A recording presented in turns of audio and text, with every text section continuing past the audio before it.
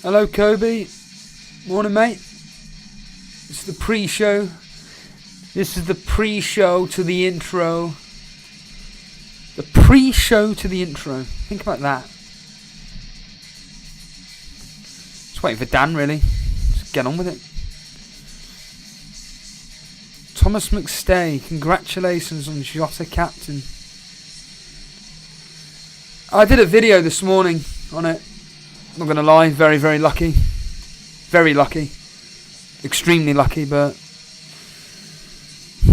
I did say 3-1, to Liverpool. I didn't expect Jota to be not starting, and came through. Hello, Matthew. Ralph Wiggum. Port Sports. I captained Bamford. Jesus. I was actually contemplating whether I should have benched him or not before, but it was a toss-up between him and Antonio, and I went with...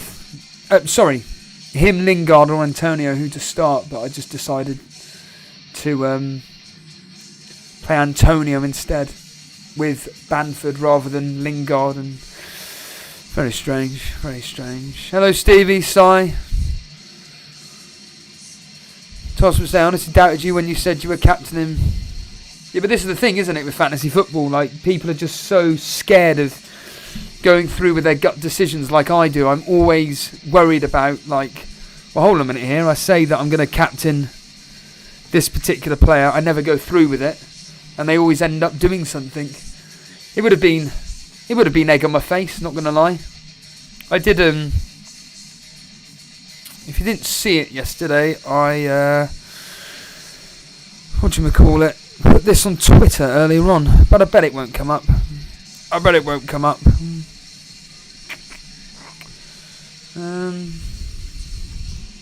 If you're just joining me now, this is just the intro.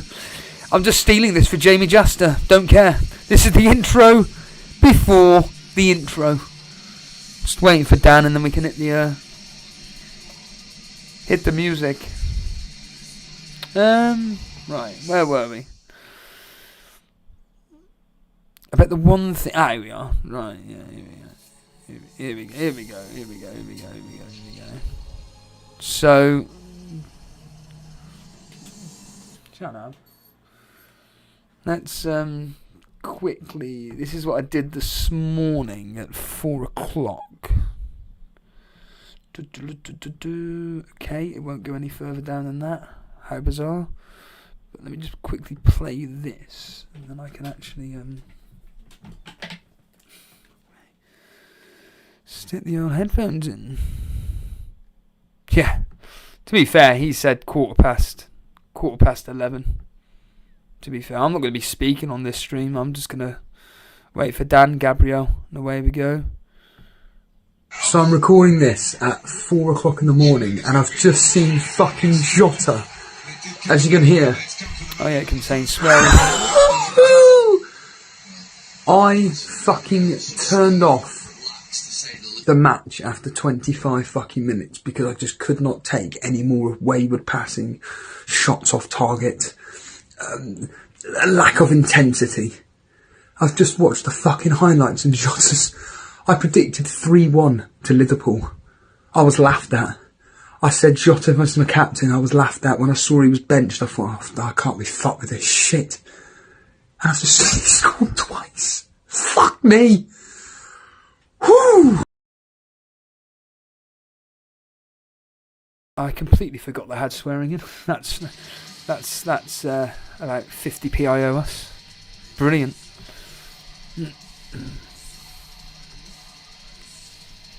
But yeah, thank God it paid off. It's all I can say. It's all I can say to that.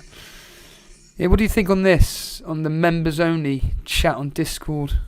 Get some things going. Blonde asked it the other day. ESPN ranking for Premier League teams based on how enjoyable they are to watch. Leeds are number 1 apparently. Liverpool, Man U. What do you think? Kobe Miranda should have brought in Jota instead of Mahrez. Yeah, that's hindsight.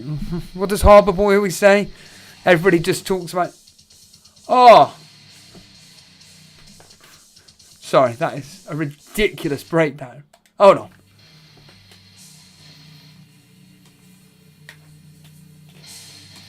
At least you can hear this. Hello, Bilal.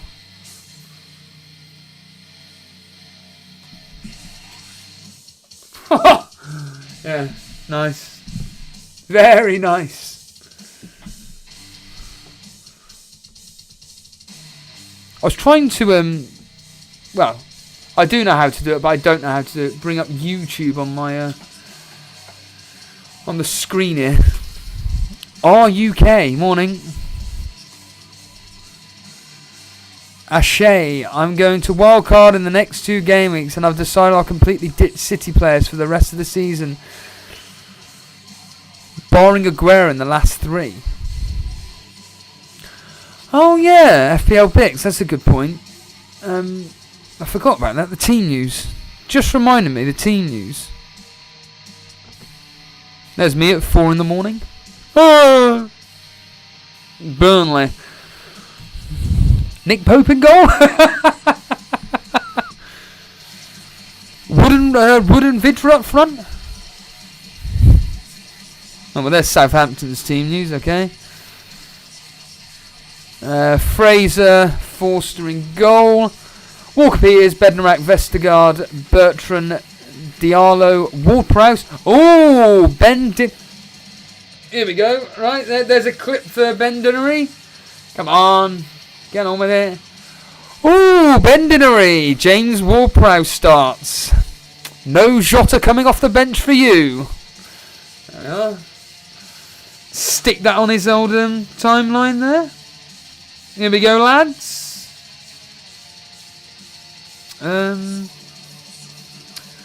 Stick that on there. Away we go. And then we've got Armstrong, Walcott, Redmond, and Ings. Oh, no, is he Minamino? No, oh yeah, I am on Burnley site. Forgot about that. Stuff it, I'll just do it like that instead.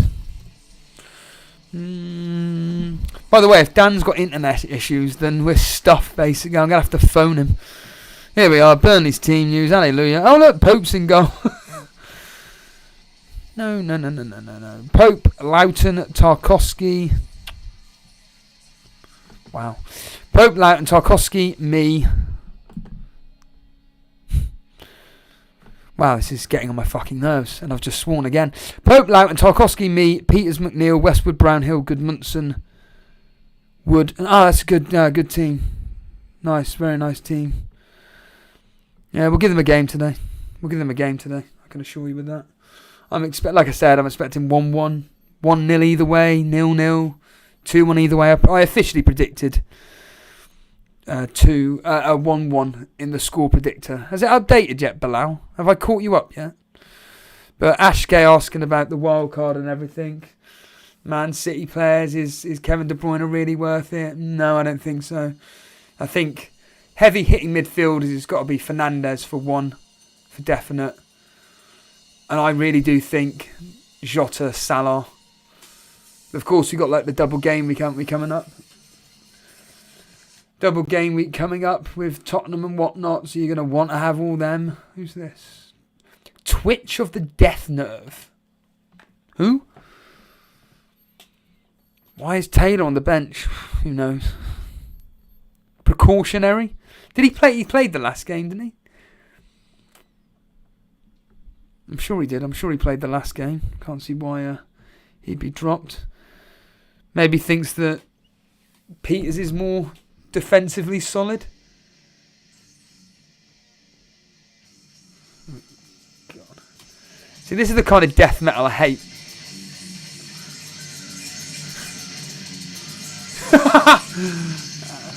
Not really my...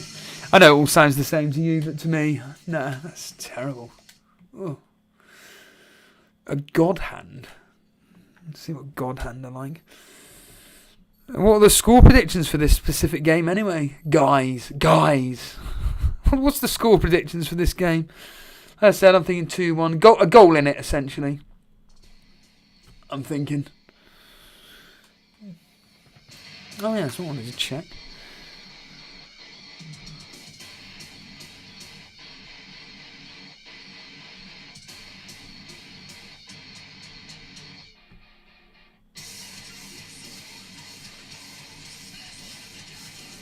It's just the acacia strain, isn't it? Flaming hell, Gavin Gould is here. Good God. Just turn up, Steve-O. What fantasy score looking like this week so far? Gavin, what does that even mean? Just turned up, Steve-O. What fantasy score looking like this week so far? It's all down to Kane, isn't it? Kane and Fernandes. They're the two popular captaincy picks. And essentially, I'm expecting Kane to get a minimum of a goal, and Fernandes to get. I'd like to think an attack and return. I know Sai's got him as captain, so yeah. So it's down to Kane and Fernandes. If they both blank, then it could be quite a good week for someone like me. It could be a very good week. FPL picks 1-1 would be happy with that, but hoping for 2-0 up the Clarets. 2-0. I think Southampton have got a very good chance of scoring. Danny Ings always likes to score against us, and here is Dan. Right, here we go, everybody. See you later. Be back.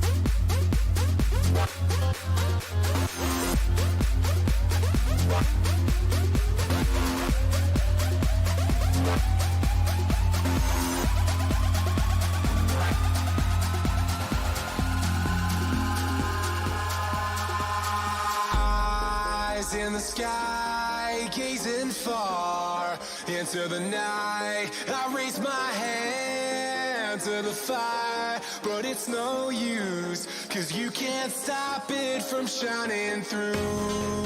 It's true, baby, let the light shine through. If you believe it's true, baby, won't you let the light shine through for you.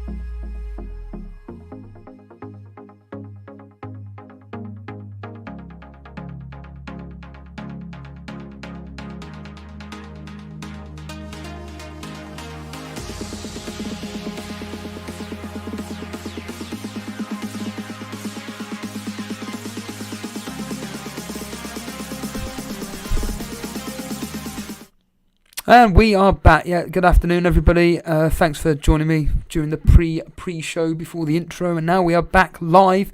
As you can see up on screen at the moment is the Burnley team news. If you are late to the party, which I doubt you are, it's Pope and goal, Lamont, Tarkowski, me, Peters, McNeil, Westwood, Brownhill, Goodmanson, Wood, and Vidra. As for Southampton, we have got, once it comes up on screen, right there, right in front of me, Fraser Forster in goal, Carl Walker-Peters, Bednarak, Vestergaard, Bertrand, Diallo, Ward-Prowse, Armstrong, Walcott, Redmond and Ings. But let's get real here.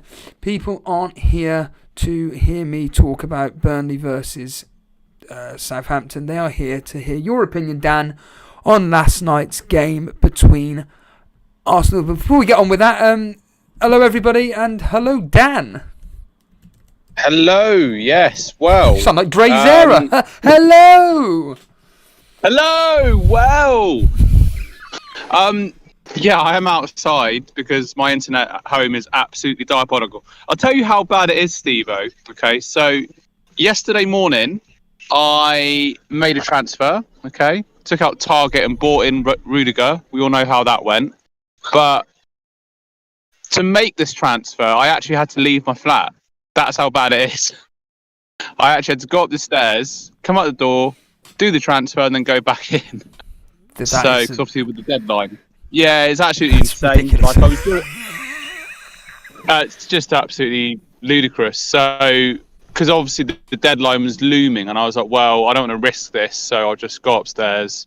Yeah, so it's pretty bad, mate, really. But I'm sure people are here to hear about my Wi-Fi issues. No, we're not. Well, you were talking about bad, so this is my story from yesterday regarding your specific game. If I can just bring up a proxy picture.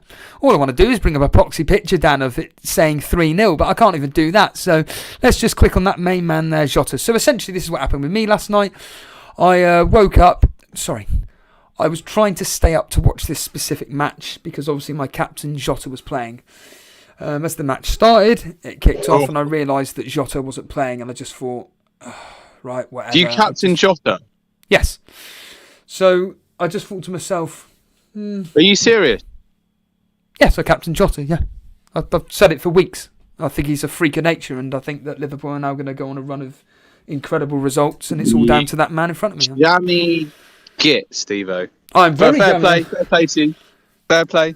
You should have seen the members video this morning. Sure, you should have seen that. Anyway, but cut to the point. So I got to about half an hour into the game, Dan, and I was just bored out of my mind. I just thought Arsenal sitting back and Liverpool were trying to break through. They couldn't, and I just got really bored. And I said to myself, "This is ending 0-0." I turned it off, and then woke up this morning, saw the highlights, and Dan, this is your platform now. Take it away. Your thoughts on that result yesterday. I mean, for starters, as I told you on a voice message the other day, I'm not really a big fan of these like Saturday 8 o'clock games. I really don't like them. Why is that? Man of tradition. Well, just a bit of tradition, I guess, and it's just a Saturday evening thing. I kind of, obviously with the lockdown and stuff at the moment, it's just nice to watch a film or watch a TV show on a Saturday, just chill out, have a bit of a laugh, and then it's like, no, actually, I've got to watch Arsenal get pumped by Liverpool. So I just don't feel it. I don't really feel the Saturday evening games unless it's like a one-off final or something. It just seems a bit, I don't know, just don't like it. But I mean, like you said, in that first half, it was boring. I mean, this is how we set up against, like, quality opposition. We just do go into our shell, and it's surprising me. I was thinking about it this morning, and we were missing David Luiz. We were missing. Who else were we missing? We're missing Saka as well. And even though those two are a bit of they are like panto villains.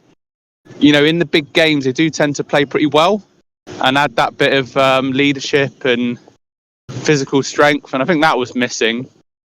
And it just in the middle of the part, I think Partey is the only player that can come out of the game with any credit, really, particularly in that first half. But in the second half, once Liverpool got that first goal, we just kind of fell to pieces. And I after the third goal went in, I just turned my laptop off. I don't normally do that, but I was just I can't be bothered to watch this anymore. And just, can you expand on that further? Because Bilal here is saying, do you think that was Arsenal's worst performance of the season yesterday, Dan? I mean, if you want to expand on why you had to turn your laptop off and stop watching the game. Well, I mean, at home to Aston Villa was pretty bad. I'd say Villa was probably worse, in all honesty. I mean, Villa played very well that day, but yeah, I just think, like, I don't know, Liverpool haven't been great recently. I know there's been, like, the international games, so there's been a bit of a break and stuff, and the last game they beat Wolves. I mean, you say about Jota, he scored against Wolves, and then he scored 3 times for Portugal. So I did think about that. It's just not before. I'm not going to kid myself before, but during the game, I was like, yeah, Jota has been playing, he was playing really well before he had that unfortunate injury. And then, like, he must be full of confidence getting those goals for Portugal. Like, if he comes on and look what happened. And Trent, obviously, he was excluded from the England team, and he put in an absolutely brilliant Roberto Carlos-esque cross for the goal. And then it just went all to the pot, really, for Arsenal. When did Jota actually came on the pitch? I don't actually know when he came on, roughly. It was roughly around the 60th minute mark, roughly. Could have been a little bit later, but... And he was the first player we brought El Nene on. And he was the first player to score, is that correct? Yeah, it was a Trent cross, lovely cross, and Trent had a wild celebration, because obviously there's been a bit of... he's been in the headlines this week, and Klopp's been sticking up for him, saying he should be in the squad for England and whatever else. And then the cross was fantastic, and Jota got in between Holden and Chambers, got the header. I actually thought Leno had saved it, but then it just went in, and I was like, oh, okay, here we go. As soon as it went to 1-0, I was like, oh, this game's dead, because we didn't offer. I don't think Alisson made a proper save throughout the game. He didn't, actually. He made one. You can't even call it a save. It was just Lacazette headed it, and it just went straight into his arms. So we just offered no real attacking threat. I mean, Aubameyang's got his nice new hairstyle. Travis Scott in the building, and all this stuff. That's all great. Well, he looks like a fool. It doesn't really. He looks like Predator. It doesn't really. Yeah, it doesn't really suit him as well. It just looks very strange. There's nothing wrong with how his hair was before. He used to look really sharp. But we're not here to talk like haircuts. I mean, the state of my hair at the moment with this 3-month bloody lockdown. But I don't care what his hair looks like. If he's scoring, he's putting the work in. Sometimes it's going to sound very strange, but sometimes when a player changes their hairstyle, they actually play well. Looking back at players in the past, but Torres. But no, it just I don't know. We just sort of do this ultra defensive park the bus strategy, and it worked last season against Liverpool and Man City. And it works against United this season to play very defensive, but there was no counter attack. That was the problem, particularly in that first half. There were moments where there was a potential for a counter attack, and then we just didn't release the final ball. We did miss Smith-Rowe, his energy, Saka. And then when Tierney went off injured before the first half, I was like, yeah, this isn't going to be our game. So, and that's how it panned out. Would you agree, or would you say that with Jota coming off the bench, would you say that it gave more impetus to the front three of Firmino and Salah and Mane? Did it? Because every time I seem to see Liverpool when Jota's on the pitch, they're like a different attacking team. Did you notice a major difference when Jota came on, or was it just purely the fact that he was there in the right places and just put the ball in the back of the net? It just seemed to be more direct. There was a ball that got chipped over the top, and Salah was one-on-one. Leno made a really good save, and then dived bravely to get the ball off Salah's feet to stop it being worse. But they just seem to be knocking balls in behind. I mean, Jota, when you look at him physically, there's nothing physically to him, but it just goes to show that doesn't really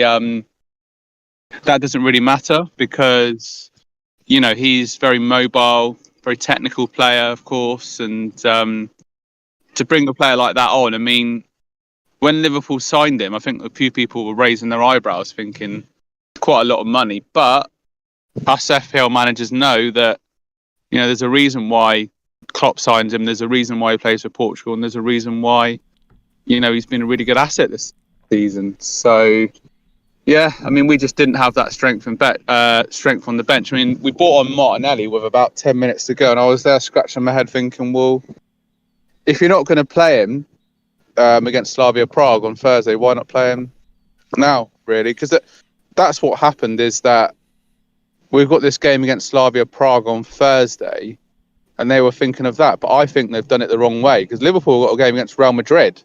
I think it's either Tuesday or Wednesday. But Liverpool didn't go weak, but we went weak. And I just think the confidence for Thursday's game could be a bit all over the place, really. The Cape FPL, hello, mate. Just been out cycling. Nice. I'm wanting to go. And ironically, there's 2 matches that I want to bloody watch, and obviously Burnley, and then it's Tottenham game, and the flaming sun decides to come out today. You can't make it up. But anyhow, Karma Baby saying, Dan, Arteta has been tinkering with, there's a few comments for you here.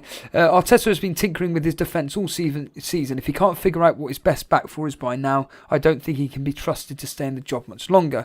Gavin Gould saying, Karma Baby, injuries have caused that issue though, and Bilal saying, Arsenal started Pepe, Odegaard, Lacazette and Aubameyang as part of the attacking four, yet I didn't really see them doing anything. How can you set up to defend yet all 4 of those players playing? What do you think about those comments there, Dan, about do you think that just Arteta just doesn't know what his best 11 is? And what do you think's going on there? He does certainly tinker. I was surprised. I don't know what the situation was with Luiz. I would have played him if he was available. I'm not 100% sure on that one. Holding, yeah, I don't know. I mean, even for that first goal, he was caught napping when Jota pounced in for the goal with the header. And yeah, defensively, that's the problem. Funny enough, I was talking to one of my friends on Friday, and we were saying, he's a massive Arsenal fan as well. And we were just saying about the left back situation. It's like, well, if Tierney gets injured, and he is quite injury prone, that's the problem. So if he gets injured, we haven't got a left back. We've got Cedric, who tries to do his best job, but he is not a left back. Kolasinac is on loan to Schalke, and there's nobody really else that's a sort of step in and do the job. And like Chambers, right back, I mean, he did play really well against West Ham, don't get me wrong, but he just didn't really offer anything in this particular game. He seemed to do quite well attacking wise against West Ham, but against Liverpool it's a different kettle of fish, really. So I was just looking at the team and thinking certain areas we look a bit lightweight, look a bit weak. And yeah, we missed Saka, and then when Tierney went off we missed him, and there's just a lack of a backbone there, really. So it's disappointing, but the main game's Thursday for me, really. If you'd have said lose this game and beat Slavia Prague on Thursday, I would take that all day long. Oh, okay. Because the Europa League's really all we got to play for this season. And Slavia have beaten Leicester and they beat Rangers. Obviously, there was that controversy with the racism incident and everything. But yeah, so they've beaten 2 British teams already, so it could be a tough game. So yeah, that's the main game for me. But the manner that we lost in doesn't fill me with lots of confidence. The burning question on everybody's lips is going to be, well, I'm on my wild card. Arsenal's fixtures coming up. I've got it up on screen at the moment. We've got Sheffield United, Fulham, Everton. The running's looking quite kind for you guys at the moment. What would you say to people that are thinking about buying Arsenal assets? Do you think just avoid the play? Do you think, no, there's a couple in there that I'd pick? What do you think? I think it's tricky because Tierney was the one that I have. He is the one I have, sorry, but not sure what's going to happen with this injury. And then you look at the rest of, I watched Planet FPL yesterday morning, and somebody came on and said, who's been the most underwhelming FPL asset this season? And James just went, well, your striker, Mr. Aubameyang, because he's...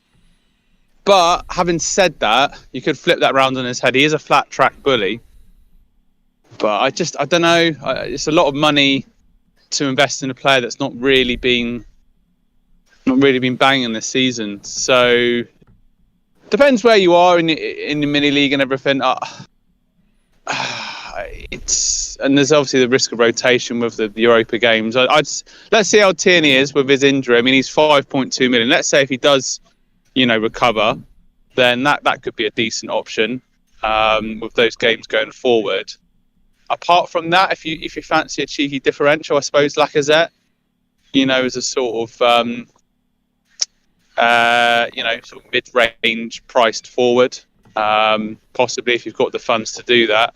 So those are the two that would sort of spring to my mind. But everybody else, it's a bit like hit and miss, really. Odegaard, he has been playing really well. Had a bit of a niggle whilst away with Norway, but Odegaard, that'll be a bit of a punt, really. Possibly for people like me trying to chase people like you, but yeah, that will be about it. There's not really anyone. I mean, Pepe's way too inconsistent and overpriced in the game. So yeah, I'm not too full of confidence, really. No, and a team that weren't full of confidence, and then they went to Stamford Bridge and scored 5 goals. Did you see any of the game at all? Because when I was being told about this, I just couldn't believe what the hell was happening just literally up the road from where I work. It's funny because, my friend Ben, he may be watching, may not be watching. He was talking to me about his transfers Friday evening. I said, "Look, mate, on Saturday, I said, look, I don't want scores to be spoiled for me." But then, obviously, watching the Leicester Man City game later on, they just mentioned it, and they mentioned it in the same breath as obviously Germany 1, North Macedonia 2, and I was like, yeah, that's probably about right, really, for West Brom to go and score 5 goals against Chelsea. I'm going to watch the highlights of it later on, but I won't believe it until I see it. But yeah, just typical for me to bring in a Chelsea defender. And people were talking about tripling up on Chelsea with their games coming up. They've been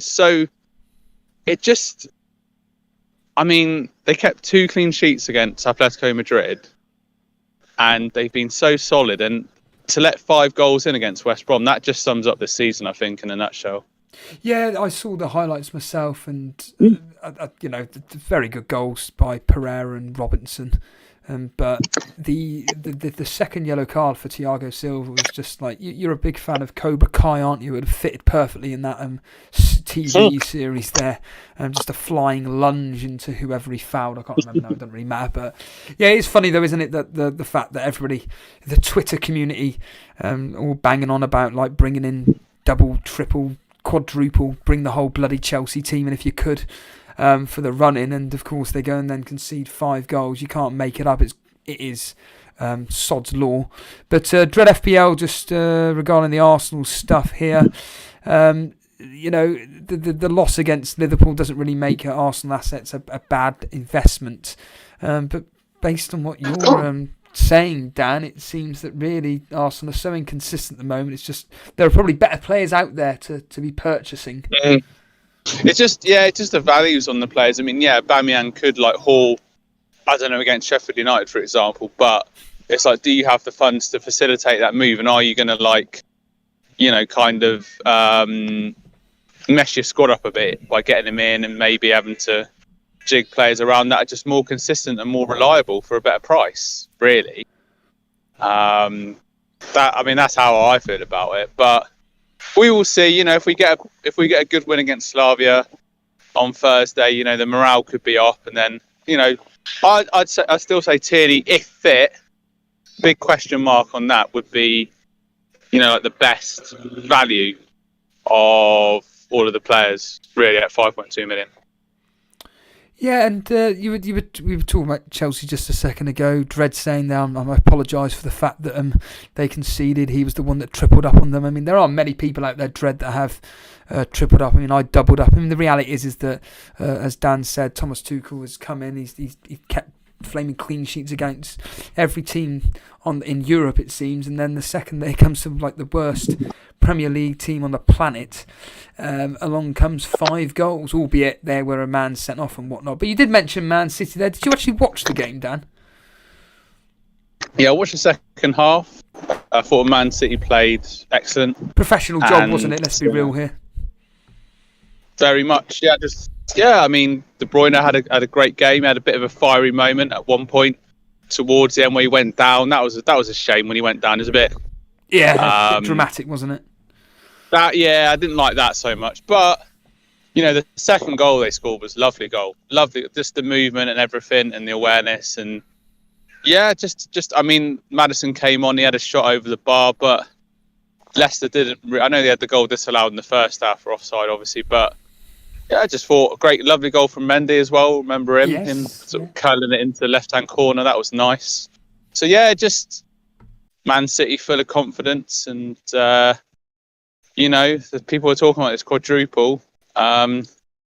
I don't know if they can go that far, but start with the League Cup. They've got the league. That'll be 2 trophies, and then strong chance of the FA Cup. But it's obviously the Champions League. That's the one they really want. I'm not sure about that, but if they got the treble this season, it's still an absolutely amazing achievement. So, professional job, like you say. It is, and interestingly enough, I was saying on a members video this morning that is it coincidence that Jota's come back from injury and all of a sudden Liverpool look like they can score for fun again. Maddison only came on for 20 minutes yesterday, but Leicester just seemed a different beast, and Maddison seemed to want to go for it against Man City. Just create something, and certainly he's someone I'm keeping an eye on. This is the thing about the eye test, isn't it? You get to see players and you think they're hungry, they're back at it again. And certainly with Maddison, I thought, you know what? I'm going to keep a very close eye on you, my friend. And then Grealish is back today. You'd like to think starting versus Fulham. So we all know what the headlines will be tomorrow. A Grealish-inspired victory.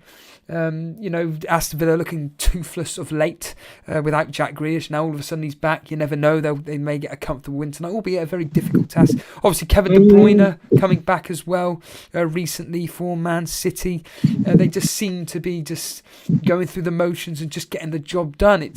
Do you see a lot in this with a lot of teams regarding like the key players being back, and then maybe from a fantasy football point of view, then just thinking, you know what, they were good with this player.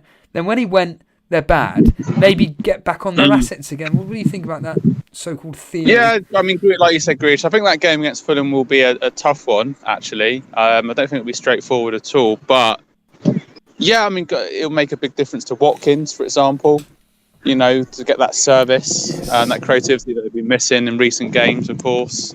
It just lifts the confidence of the team, doesn't it, when they're coming out, and obviously the main man's there to get create the chances and supply the assists like he's been doing all season. So, yeah, like you say, Jota, certain players lift teams, don't they, really? And then you can reevaluate them. So, yeah, definitely. I mean, I've got my captaincy on Fernandes, so we'll see.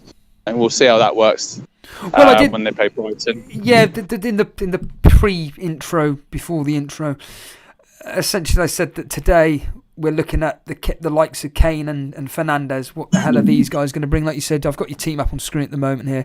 You've got Fernandes captain. I'd expect him to return something. It's the same with Kane. It's all a question of how many points they will return. Obviously, for the likes of you, you're expecting a double-digit haul. For many people like Jason that have captained Kane, he's going to be expecting a double-digit haul. It's going to be a very tough game versus Newcastle today, but I think like Man City, I think Tottenham should be able to turn up and do a professional job, like 1-0, 2-0, something like that. The Brighton game, though, is very, very difficult. We all know that Man United have struggled at home this year at Old Trafford, and Brighton have been looking really, really good of late. Do you think that the Man United will be able to ease past Brighton, or do you think that, like me, it's going to be like a goal in it? I think it won't be an easy game again. Brighton have, they kept clean sheet away to Leeds, away to Liverpool. They beat Tottenham at home 1-0. So they have ground out some really good victories this season, improved since last season. So it won't be an easy game for United at all. Like you said, they've toiled at home a little bit. Away form has been brilliant, but home, sometimes they've really struggled. But I just, with a captaincy this week, I've just thought Fernandes, he often comes up with a bit of magic, doesn't he, to get them out of the tricky situations. So go for Fernandes. I mean, I could have easily gone for Kane either, but I just decided to go with Fernandes, really. And I think, United will get the win, but it will be like, a goal here or there, really. Maybe like 1-2-0. But it could be, could even be a little bit tighter than that. So should be an interesting match. Yeah, Vince Chapman saying, to achieve a treble/quadruple in season with no fans, a relentless schedule, having spent the most to enable having two first teams fresh, whilst everyone else is depleted, is a bit hollow. Yeah, but it's still tough though, Vince, to be honest with you, to achieve those heights. But yes, I get your point. Hello, Rodrigo. Welcome, pal. Are you looking forward to what game today are you most looking forward to? Me personally, obviously the Burnley game on at the moment, probably just obviously the Burnley game really that I'm really focusing on, and then obviously the Tottenham game afterwards. But Dan, have you got a preference in mind for you? Honestly, I'm actually quite looking forward to Villa Fulham, which might raise a few eyebrows. Yeah, I just think I like the way Fulham play. Villa have been quite good value. Well, they've been very good value this season. I've only got Martinez playing in that game, so it's a bit strange to say that. I suppose Newcastle-Tottenham's always an interesting game, but I do quite like the way Fulham play. Having watched them from time to time, they're sort of the big underdog, aren't they? A bit of the dark horse coming back this season, a bit like me. So sort of like cheer them on a little bit, even though I've got Martinez in goal, so it makes no sense whatsoever. But yeah, Newcastle, Tottenham. I'm hoping Newcastle will put up a good fight, but I've got Son and Kane like everyone else has, so you hope that they return as well. But it was lovely to see Chelsea lose 5-2, so maybe Newcastle can do something similar and Kane and Son can return, but Newcastle can get the win. But that's probably asking for too much in one weekend. Hello, Top Tim. Saints finally got players back. Don't think it would be a good day for you, Steve. I think it would still be tight, Top Tim. I don't think that it's going to be a complete walkover. We've got a decent record against Southampton, and to be honest with you, if it's not going to be like a battering, it's going to be, like I said, a very, very tight game, and I think we'll get something out of it, 1-1, something like that. But on a sadder note, Dan, I don't know if you want to reflect on the passing of Arsenal Fan TV's or former Arsenal Fan TV host Claude. I know you were quite shocked when I broke the news to you. Have you got any thoughts on that? If you want to talk about it? Yeah, obviously, what everyone on the internet and everyone on social media across the world has been, so just rest in peace to Claude, of course. Thoughts of his family and close friends, and it's weird because it's not someone you know, but because when you watch a YouTube channel for literally like 7 or 8 years, and you see that a person talk, you feel like you know them. So it's really. I know one of my friends, Dan, who as well, was really cut up by it in a way. And other people are like, you don't know this person, but he came across as, he just was a very genuine guy, very passionate about Arsenal. He wasn't there for the likes or the views. He was just there because he loved Arsenal, being part of something, really. And, obviously the controversy with what happened, but he went on to, the Claude and Barristers, I think it was called, or Baristas, his other channel.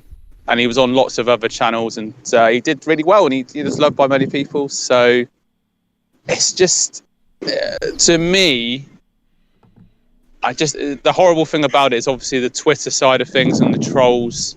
For somebody that had,